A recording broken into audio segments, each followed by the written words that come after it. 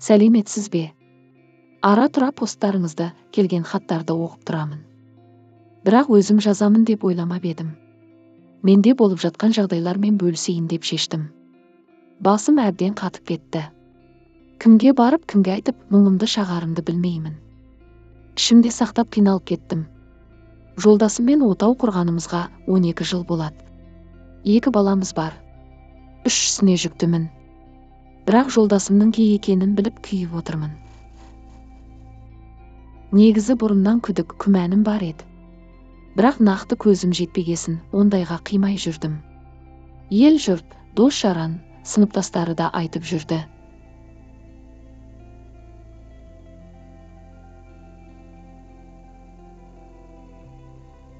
Мен мән бермедім.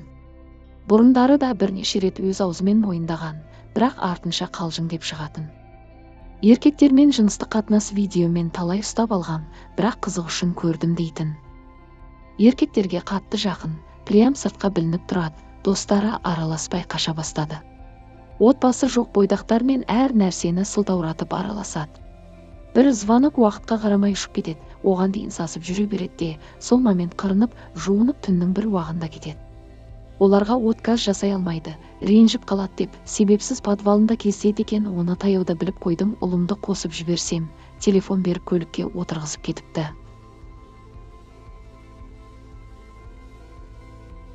Звондап едім, ұлым апарып берген.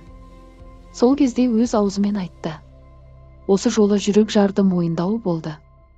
Бұл жағдай қалай қай кезден басталғанын білмеймін, мен оны ондайға қимай жүрген едім. Енді ақыл кеңес, көмектеріңіз қажет, не істесем болады. Мен өзім жыныстық қатынасқа онша мән бермеппін, арттан қосылайық деп жиі айтады. Мен әрине қарсы боламын. Дінімізде де, медицинада да оған қарсы, тіпті жиіркенішті. Осы уақытқа дейін шаршап тұрмын, ауырып тұрмын деп не бір сылтаулар айтатын. Бірақ дәл бұлай болады деп ойламаппын. Негізі айта берсем айтатын сөз көп, оның бәрін сыйғызып жеткізе алмаймын. Ойланып отырсам, ондай белгілер, жағдайлар, ситуациялар көп болған екен. Мен аңқау мән бермеген екенмін. Мен сізге қазір тек тоқетерерін ғана жазып отырмын. Қандай кеңес бересіздер? Қиналып кеттім. Не ойлап не істейтіндігімді де білмеймін.